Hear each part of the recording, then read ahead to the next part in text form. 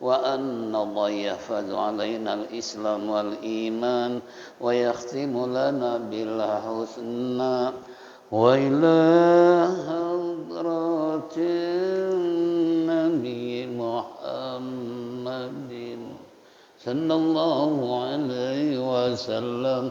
الفاتحة.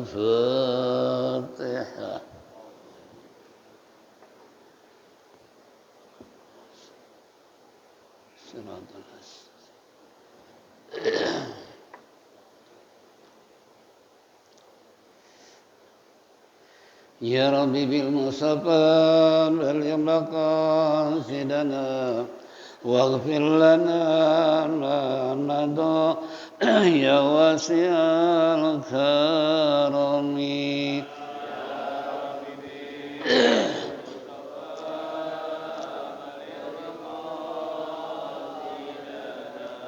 واغفر لنا ما مضى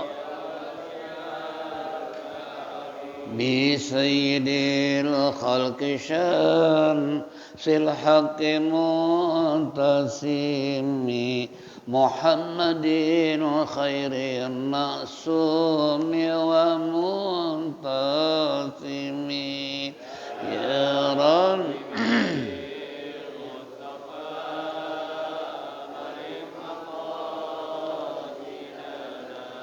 واغفر لنا ما مضى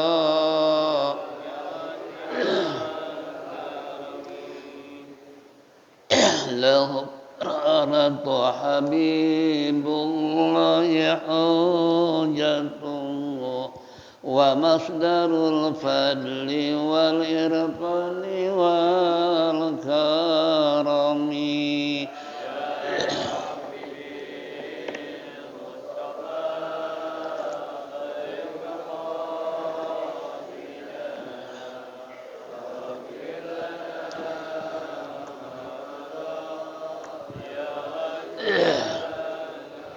أسر الوجود وروح الكون بهجته زين الشمائل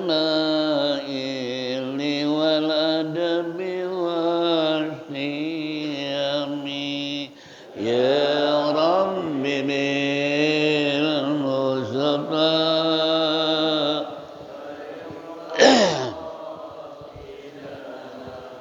واغفر لنا ما مضى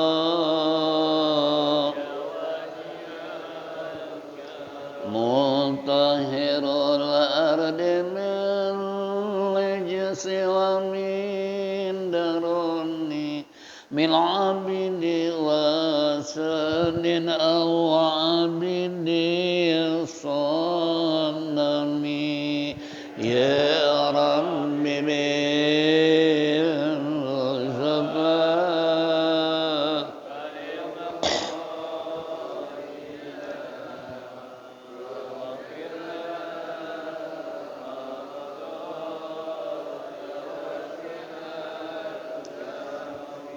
ولله من منكدر من سكر خير البريات من عرب ومن أجم يا رب من المصطفى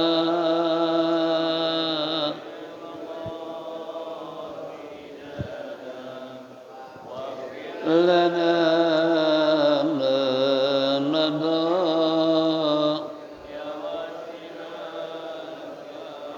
اللهم صل وسلم وبارك عليه.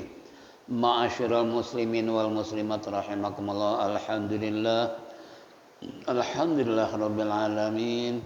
Wassalatu wassalamu ala asyrafil mursalin sayyidina wa syafi'ina wa maulana Muhammadin wa ala alihi wa sahbihi ajma'in. Amma ba'du fa inna asdaqal kitabullah خير الهدي هدي سيدنا محمد صلى الله عليه وسلم وشر الأمور محدثاتها وكل محدثة بدعة وكل بدعة ضلالة وكل ضلالة في النار وقال المصنف رحمه الله تعالى وآدم النفع به وبعلومه في الدارين آمين وقال Ma'asyiral muslimin wal muslimat rahimakumullah. Kembali ungkapan puji syukur kita terlebih dahulu kehadirat Allah Subhanahu wa taala atas segala rahmat dan nikmat yang diberikan kepada kita. Sehingga sampai saat ini kita masih bisa bersilaturahmi, bertatap muka, duduk bersimpuh bersama-sama di tempat yang mulia dalam rangka menindaklanjuti taklim rutin di pagi hari menjelang siang.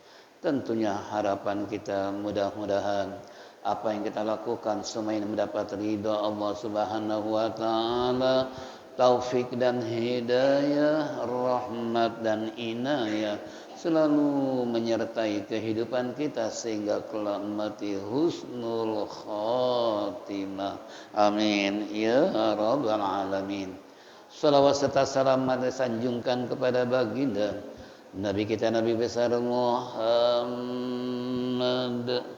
sallallahu alaihi wasallam. Hadirin jamaah rahimakumullah. Minggu yang lalu kita telah membahas dalam tafsir Jalalain kembali Jawahirul Kalamiyah fi idahi aqidatil Islamiyah, kembali Risalatul Mu'awwanah halaman 121.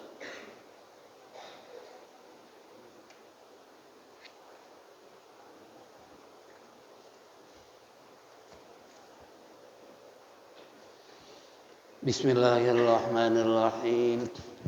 Faslun wa 'alaika bitahsini mutaqaddika wa islahihi wa taqwimihi ala minhajil firqatin najiyati wa hiya al-ma'rufatu min baini sairil firaqil islamiyah bi ahli sunnah wal jamaah wa humul mutamassikuna bima kana alaihi Rasulullah sallallahu alaihi wasallam wa ashabu wa anta idza nazarta bi fahmi mustaqimin ma'a qalbi salim bi nususil kitabi was sunnatil mutadamminati li ulumil imani wa ta'ifati siyari salafi shalih minas sahabah wa tabi'in alimta wa tahaqqaqta annal haqqa ma'al firqatil mawsumati bil asy'ariyah nisbatun ila Syekh Abil Hasan al-Asy'ari rahimallahu rattaba qawaida aqidati ahlil haqqi wa kharrara adillataha wa hiya al-aqidatul lati jama'at alaihi sahabatu wa man ba'dahum min khiyari tabi'in wa hiya aqidatu ahlil haqqi min ahli kulli zamanin makanin wa hiya aqidatu jumlati ahli tasawuf kama hakka dalika Abul Qasim al-Qushairi fi awali risalati wa hiya bihamdillah aqidatuna wa aqidatu ikhwanina minas sadatil ma'rufaini ma'rufinal yaitu husayinina al ma'rufina bi ali abi alawi wa iqadatil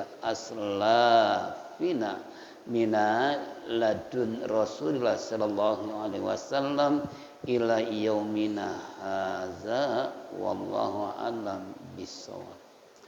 Ini suatu pasal yang menjelaskan harus bagimu, mesti bagimu untuk apa? Bitasini mutakodika, yaitu memperbaiki mutakidah, yakni akidah atau kepercayaan kepada Allah Subhanahu wa taala. Dan yaitu wa islahiha, dan membiasakan wa takwimihi, dan meluruskannya ala minhajil firqatin najiyah, menurut istilahnya jalan atau firqah atau golongan yang selamat. Siapa dia? Wahya al-ma'rufatu min baini sairil firqil islamiyah bi ahli sunnah wal jamaah, yaitu firqah yang terkenal min baini, dia antara seluruh firqah, golongan-golongan, kelompok-kelompok atau aliran-aliran Islam, mia dengan yaitu nama Ahlus Sunnah wal Jamaah.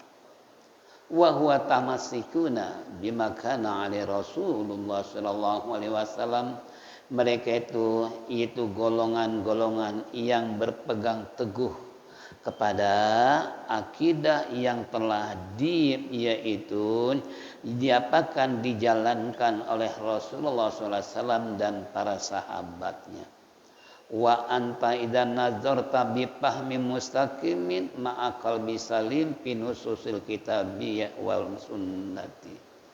Dan kamu bela nazartu, dan berpikir bipahmi, dengan paham-paham atau pikiran-pikiran yang lurus, disertai dengan hati yang selamat, binususil kitabi, dalam nas-nas yang terkandung dalam Quran maupun sunnah, yang mutadamminati, yang mengandung li ulumil iman, ilmu keimanan, wa tayaqati salafi saleh, dan golongan-golongan yaitu apa, siari salaf, sejarah orang-orang ulama salafus saleh, minas sahabati, dari sahabat Nabi, wa tabi'in, dan para tabi'in, alimta, engkau tahu, wa tahaqqaqta, dan menyatakan anal haqqa, sesungguhnya kebenaran, beserta kelompok mausumati bil asy'ariyah, yaitu dalam bernama waswasatun. Siapa bil asy'ariyah? Yaitu yang disebut dengan Imam al-Asy'ari. Ila Syekh Abil Hasan al-Asy'ari rahimallahu rataba qawaida akidati ahlil haqqi wa kharara idallataha wa hiyal akidatul lati.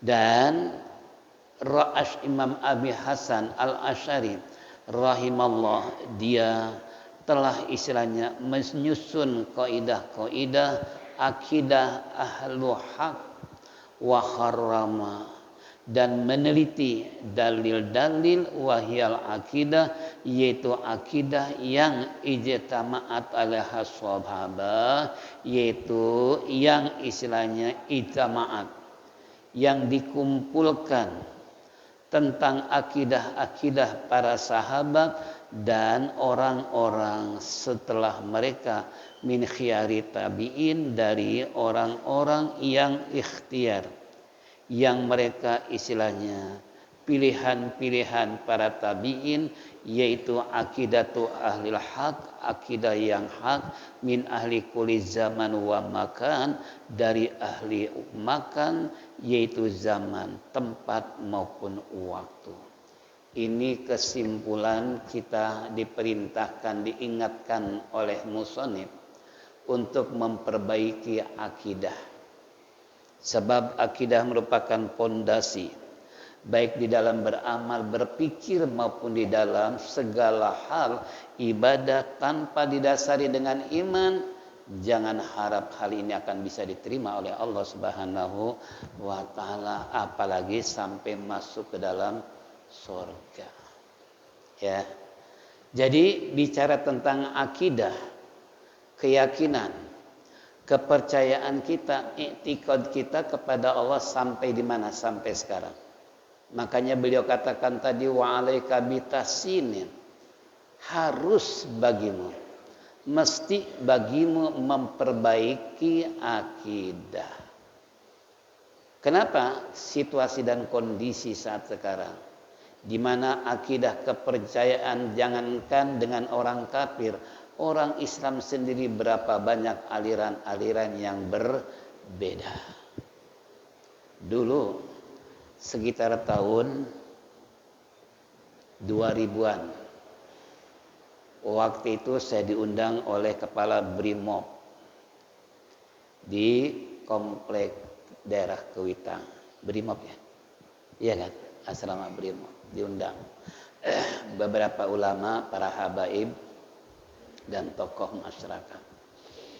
Apa yang beliau katakan ketika kami sudah kumpul bersama, di samping mengucapkan terima kasih pada para ulama sebagai ujung tombak pemerintah. Kalau hal ini tidak disampaikan kepada umat niscaya akan bingung mereka menemukan berbagai macam aliran dan aliran.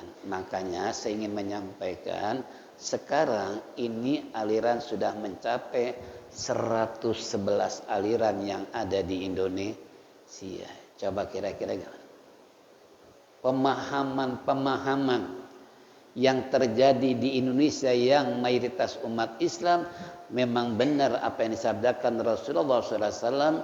Dulu zaman Nabi saja Islam akan terpecah 73 golongan. 72 masuk neraka, 1 masuk. Siapa ya Rasulullah yang masuk surga? Ahlus sunnah wal jamaah.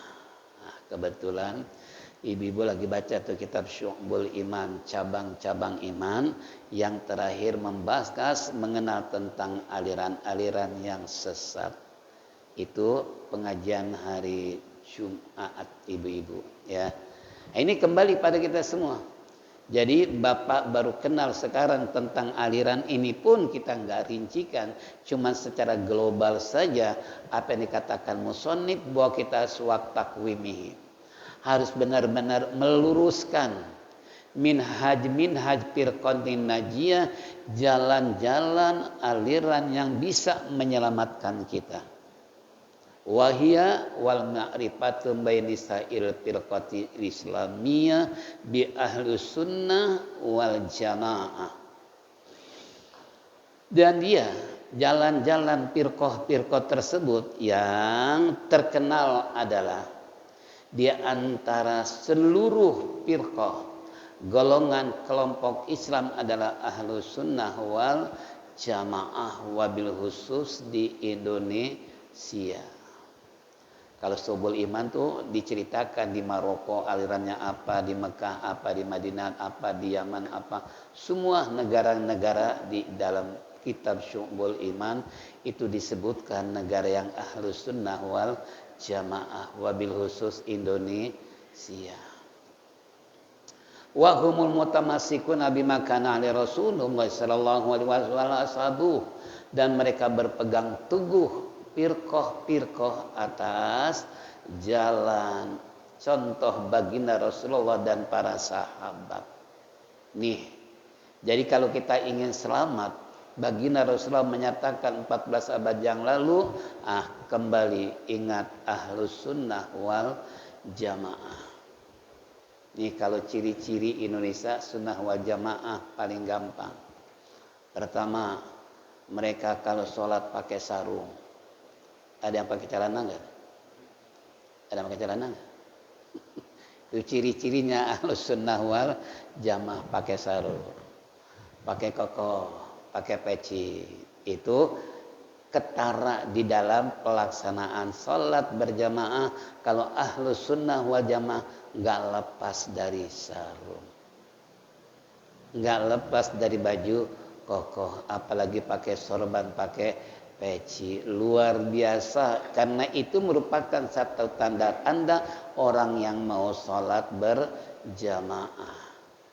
Coba Bapak ke masjid pakai lepis, pakai kaos, ada tamu mau nanya bingung, kayaknya di bukan orang sini nih, bukan ke masjid, buktinya tuh pakai celana, pakai kaos. Coba kalau pakai sarung, pakai kokoh, pasti mau kemana? Mau ke masjid. Itu yang paling istilahnya kita kenal Ahlus Sunnah wal Jamaah. Berikut ya amalan-amalan Ahlus Sunnah wal Jamaah. Mereka suka tahlilan, acara-acara tradisional para ulama-ulama dulu. Itu kan malam Jumat yasinan, baca ratiban dan sebagainya, itu ciri khasnya. Jadi kalau kita masuk satu masjid, kegiatannya seperti itu, berarti ini satu pemahaman dengan Masjid Sya'ban. Ya. Makanya sering saya bilang kepada kaula muda yang punya istri baru, pengantin baru, kalau cari kontrakan yang dekat masjid, tapi yang satu aliran. Sebab kalau yang satu berbeda aliran, coba Bapak bayangkan.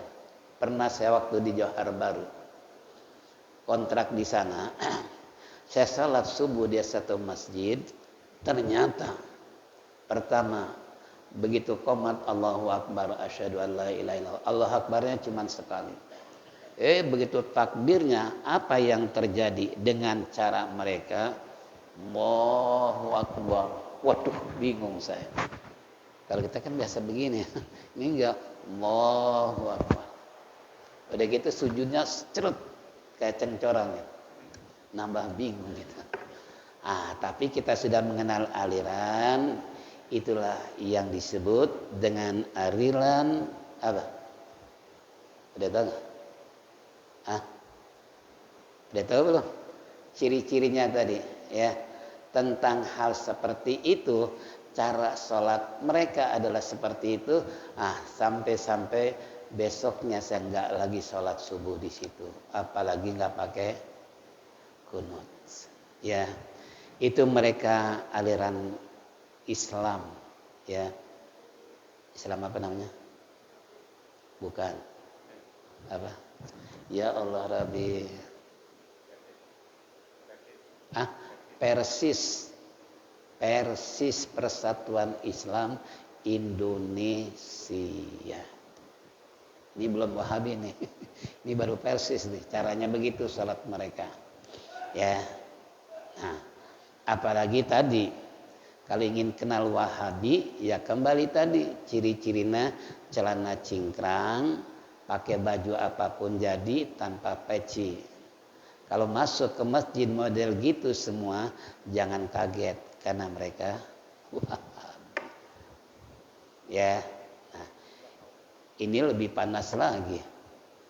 Apalagi LDII, Lembaga Dakwah Islam Indonesia. Kita sholat di situ, diperhatikan, kita pulang dipel tempat sholat kita. Coba kira-kira gimana? Udah pernah masuk? LDII itu kan, karena saya waktu kontrak di Poncol itu RW-nya saya ketua LDII. Itu kalau saya ceramah jadi pasti pulang duluan, karena dia udah tahu pasti ceramah masalah apa nih. Itu kan. Nah ini kembali tadi luar biasa, sampai jika seorang suami istri ngaji di aliran tersebut, melihat istrinya cantik, kata gurunya cerai. Besok dikawin sama gurunya. Hebat gak? Hebat. Setiap bulan harus bayar zakat. Ini mengenal alirannya. Karena coba silahkan baca sebuah buku mengenal tentang aliran-aliran sesat di Indonesia. Silakan baca tuh buku. Kalau saya berbagai macam buku ada. Karena saya simpan, dijadikan sebagai dokumentasi. Kalau mereka nggak percaya, tinggal suruh datang ke rumah nih. Anda kalau nggak percaya baca buku ini, silakan. Nggak perlu banyak komentar. Nah ini umpamanya.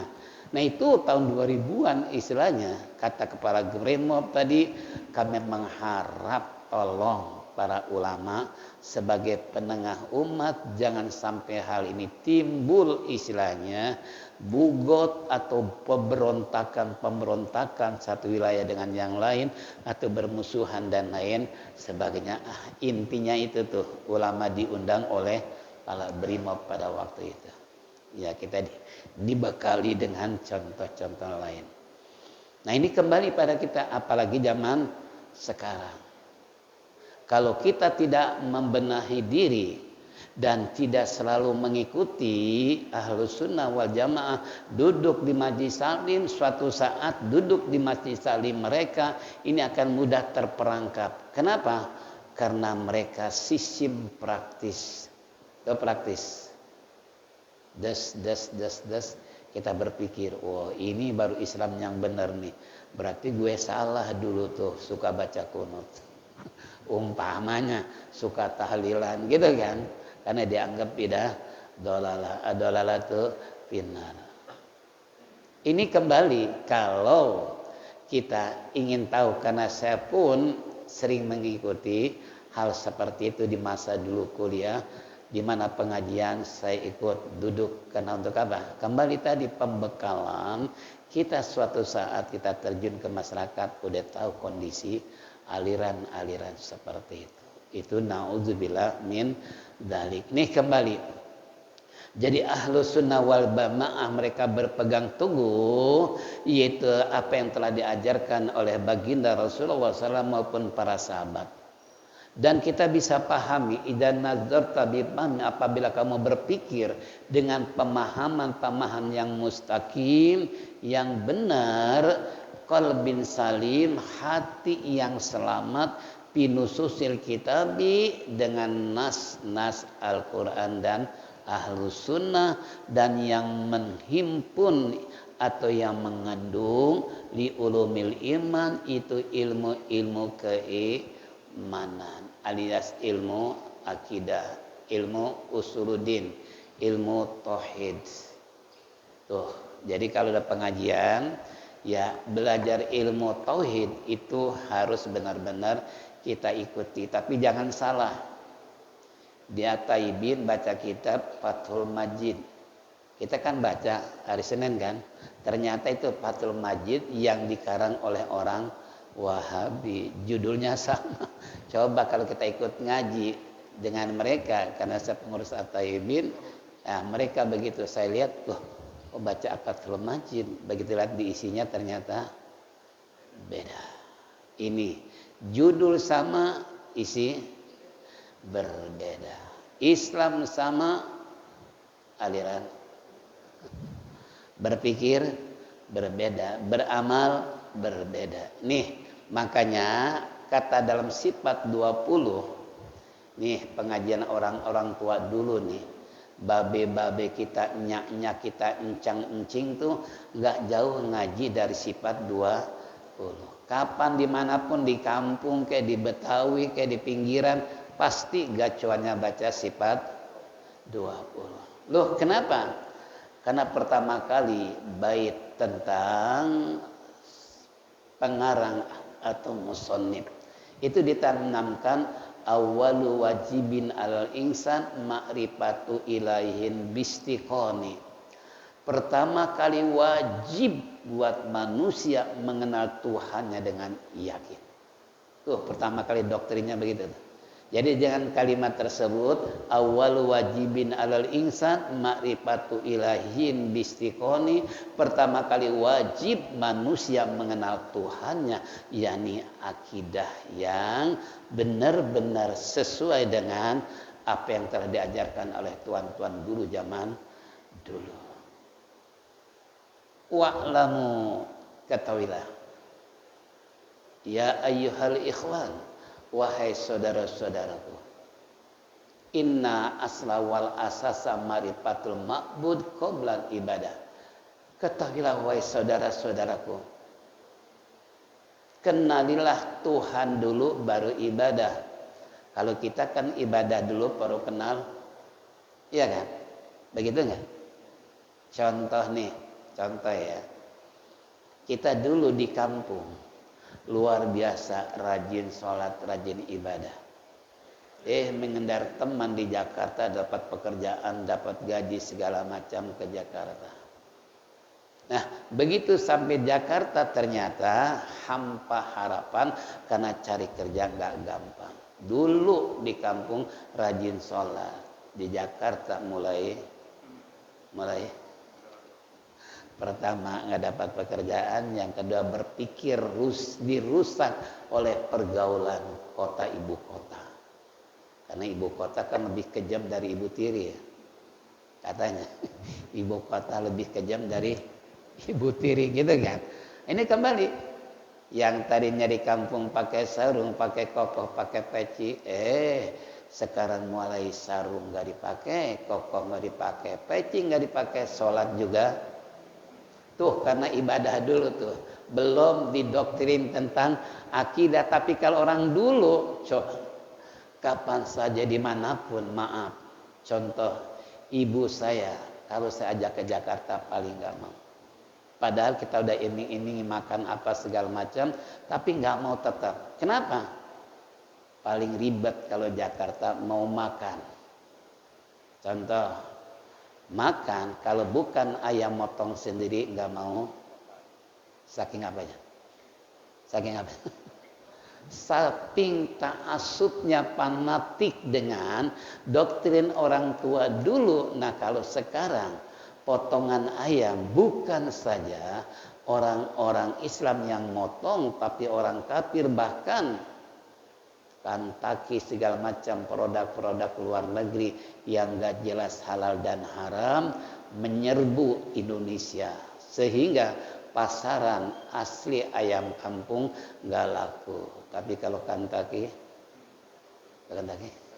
keren. Untung dibekot ya, dibekot gara-gara Israel yang kurang ngajar terhadap saudara kita, terhadap Palestina. Diumumkan untuk membekot produk Amerika. Sempat goyang untuk menarik perhatian umat Islam. Wah, memberikan sumbangan kepada orang Palestina. Itu kan dipoto besar, saudara-saudara, bahwa Kentucky adalah tidak ada kaitan dengan politik Israel. Wah, foto deh ulama sama orang-orang miskin. Ini sumbangan buat, itu kan merupakan salah satu cara mereka ya mempertahankan ekonomi. Makanya Islam sebetulnya paling gampang menjatuhkan perekonomian dunia. Yang penting Islamnya kompak kan. Yang penting Islamnya kompak. Contoh, seandainya orang Islam sadar, coba nggak belanja ke Indomaret, ke Alfamaret, tapi belanja ke warung yang jelas pasti orang Indonesia. Makanya saya kalau di kampung dulu ceramah tuh saya kasih tahu lurah, Pak Lurah, maaf kalau suatu saat kita dijajah perekonomian dengan berbagai macam cara, termasuk tadi tuh. Sekarang di kampung-kampung udah kayak apa? Malah orang kampung keren kalau belanja di Indomaret, tapi kalau di warung, belanjanya cuma sabun sama odol doang. Sama kan? Tapi merasa keren. Ya. Apalagi sekarang nggak boleh pakai plastik, tapi harus pakai. Udah gitu harus beli lagi, kan kurang asem. Itu kan, produknya produk dia lagi, bukan orang Indonesia gitu kan. Ini Masya Allah, benar-benar kita dijajah perekonomian seperti itu. Ini supaya kartu secara global ya, karena bagaimanapun saya tetap amati bagaimana perkembangan Islam, salah satu diantaranya karena ketidakkompakan umat Islam, wabil khusus di dalam masalah membeli hal kebutuhan sehari-hari. Masih untung warung Madura 24 jam gak tutup. Ada yang tutup warung Madura? Orang Madura ada nggak orang kafir? Asal Islam kan. Nah, ini contoh. Masih untung ada saudara kita yang 24 jam buka. Coba kalau nggak habis kita ini, ya. Udah gitu lagak mereka hebat lagi. Karyawan terkadang silih berganti. Nggak boleh lama-lama, sebab kalau lama nanti gajinya begitu juga nggak ada perubahan, bisa pada demo. Wah, macam-macam dah kalau saya perhatikan. Ini kembali tadi, bagaimana cara kalau mereka terjadi kehilangan harus diganti, enggak laku harus Sampai begitu coba, Masya Allah, luar biasa. Nih makanya kita harus benar-benar pinususil kitabi was sunnatil mutamaddinati tadi, harus benar-benar istilahnya kita berpikir cara-cara orang para Rasulullah, terutama Rasulullah dan para sahabat dan orang-orang yang mempunyai hati yang selamat, pinususil kitabi was sunnatil mutadammiyanati.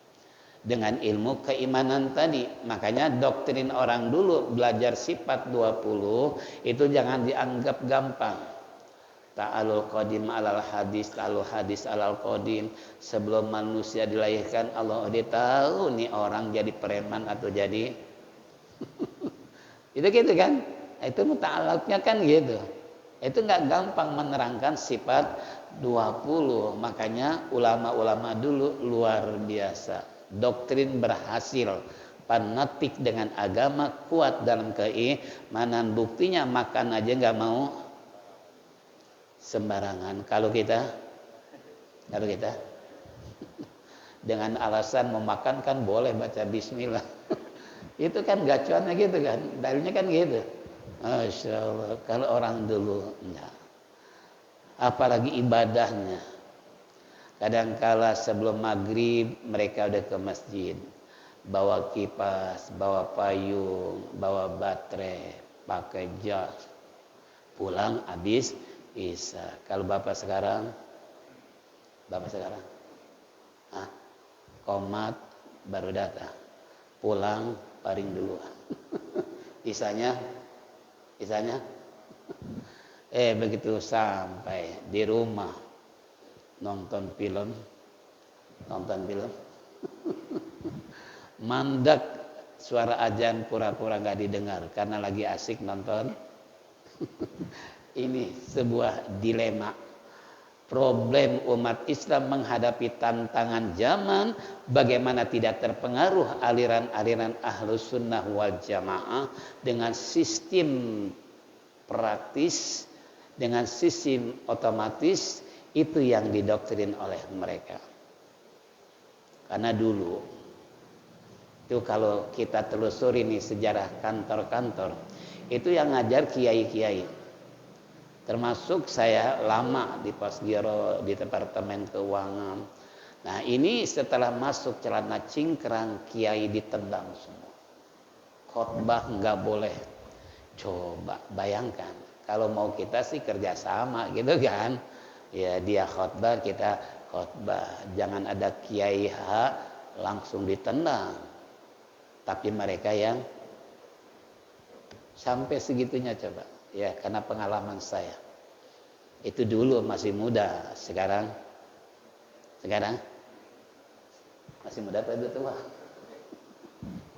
Nah, ini kembali tadi itu. Nah, di sini dikatakan oleh musannif tadi, taifati siyaril salafi sholih, yaitu dengan golongan atau kelompok-kelompok yang sejarahnya adalah ulama salafus sholih. Tuh, kalau ulama salafus sholih, Pak, kalau ingin tahu contoh. Itu kalau seandainya dia malam buang air kecil 17 kali dia wudhu, apalagi diiringi dengan sholat tahajud. Kalau kita habis di kamar mandi, habis kencing, kira-kira wudhu atau langsung tidur lagi? Pernah wudhu? Coba kalau kita seandainya tuh kita lakukan, karena dalam ta'lim ada seorang salafus soleh, dia mengatakan kalau saya 17 kali mundar mandir ke kamar mandi, 17 kali saya wudhu. Gimana enggak wajahnya bercahaya min asaril wudhu, karena bekas air wudhu. Ini wudhunya rajin, mukanya tetap hitam. Enggak ada cahaya yang memberikan pantulan cahaya wudhu gitu kan. Nah, ini contoh. Sampai begitu ulama salafus soleh. Masih banyaklah contoh ulama salafus soleh. Itu tinggal kajian hal kitab ta'limu ta'lim. Itu banyak contoh tentang ulama-ulama salafus soleh. Di ibu lagi dibaca. Ya, belum hatam juga. Makanya paling enak tuh ibu itu banyak yang dia. Ini kembali. Kemudian wa alimta, ketahuilah olehmu, wa tahatta annal haqqa ma'al firqatil mausumati bil asy'ariyah, ciri-ciri aliran Ahlus Sunnah wal Jamaah mengikuti aliran siapa? Yaitu Imam Al-Asy'ari. Ya, dan Imam Al-Maturidi. Ini tokoh pendiri pensiar agama Asy'ari ketika menghadap aliran-aliran lain. Di saat itu beliau debat dengan maksimal, ternyata diakui oleh Sunnah wal Jamaah bahwa Imam Al-Asy'ari dan Al-Maturidi sebagai pengikut aliran Ahlus Sunnah wal itu sebagai pembongkar aliran-aliran yang sesat. Ini beliau. Kita nggak cerita biografi beliau. Tapi yang jelas ini yang aliran Ahlus Sunnah wal Jamaah itikadnya berdasarkan mengikuti aliran Imam Al-Asy'ari dan Imam Al-Maturidi. Itu tauhidnya. Tapi kalau fikihnya Imam Syafi'i gitu kan. Ini fikihnya. Makanya kalau ada dalam hadis Syekhon, kalau hadis kan Bukhari dan Muslim. Tapi kalau dalam tauhid Imam Al-Asy'ari dan Al-Maturidi, kalau seandainya sahabat Abu Bakar Umar, kalau fikih Imam Rafi'i dan Imam Syekh Imam Nawawi. Ini contoh. Nah, kembali kepada kita semua. Jadi semua ini mengenal pegangan-pegangan contoh yang dulu ulama telah bedah aliran dan sekaligus debat dengan berbagai macam cara. Ternyata hal pendapat Ahlus Sunnah wal Jamaah yang dianggap benar-benar yang bisa menyelamatkan sesuai dengan hadis Nabi. Islam terpecah 73 golongan, orang Kristen terpecah 73 golongan, Yahudi 71 golongan. Coba, itu sudah dianalisa oleh Nabi. Nah, apalagi zaman sekarang. Nih contoh ya. Jadi kembali kepada kita semua, banyaklah. Kalau kemarin kita Al-Jawahirul Kalamiyah, Pidojak itu termasuk ilmu tauhid namanya. Kalau sekarang kan ilmu tasawuf, itu kan. Nah, ini kembali kepada kita semua, sehingga kalau seandainya mereka Ahlus Sunnah wal Jamaah dengan ciri-ciri seperti kebiasaan mereka seperti itu, itulah Ahlus Sunnah wal Jamaah. Jangan terperangkap, jangan terpengaruh. Contoh, saya punya teman waktu kecil. Dia rupanya belajar dengan kelompok lain. Jenggotnya panjang luar biasa. Keren gak? Keren gak? Bisa dikuncir gak? Bisa dikepang segala. Iya kan? Begitu bapaknya meninggal dunia, dikuburkan di kampung saya. Apa dia bilang? Bapak-bapak, Ustaz tolong. Bapak saya jangan diajanin, jangan diikomatin. Sementara tradisi kampung azan dan gitu nggak? Betawi begitu nggak? Iya kan? Dilarang, coba bayangin orang kampung nggak boleh bapaknya diajanin, diikomatin. Di situ Ustadz berbicara, maaf mas, tradisi kami adalah azan dan iqamat. Seandainya dilarang, silakan bapak anda kubur sendiri, kami semua pulang. Saudara-saudara, tinggalkan mayit biar dia urus sendiri. Bisa nggak ngurus sendiri? Bisa.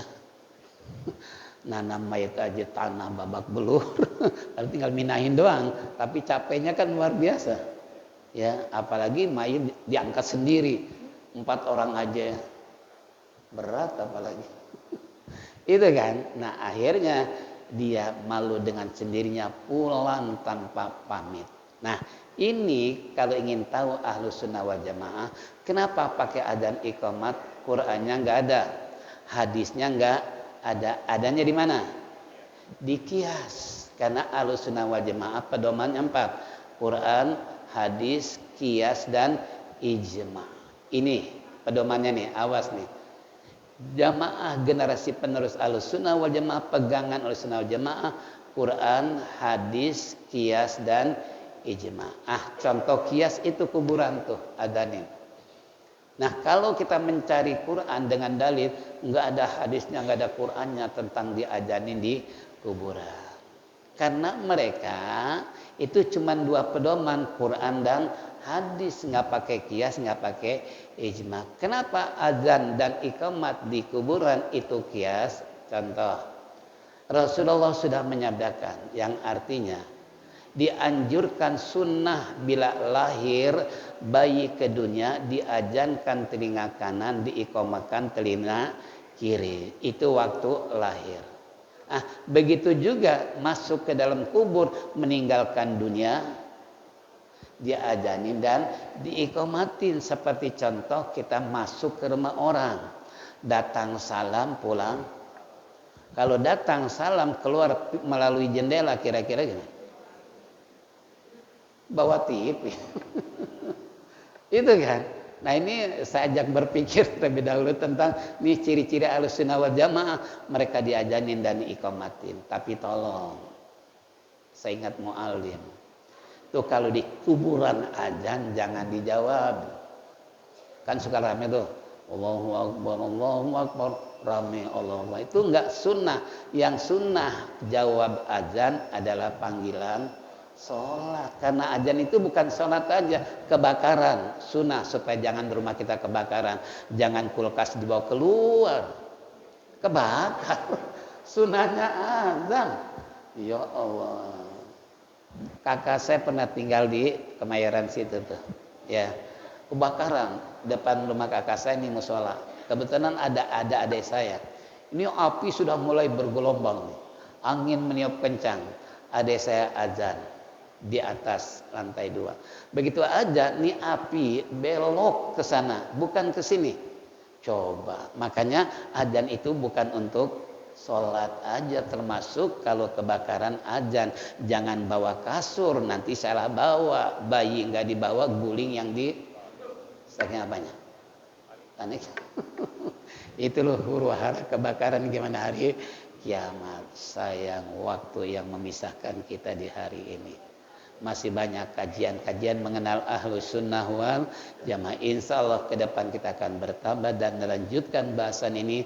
Mudah-mudahan Allah panjangkan umur, sehat walafiat, sehingga apa yang kita dengar sama jadikan ilmu yang bermanfaat, tetap dan mantap ikut aluran Ahlussunnah wal Jamaah. Wallahu a'lam bisawab. Sampai min kulli zaman ya. Sampai situ insya Allah. Mari kita tutup dengan zikir tauhid. Falyatafaddal mashkur.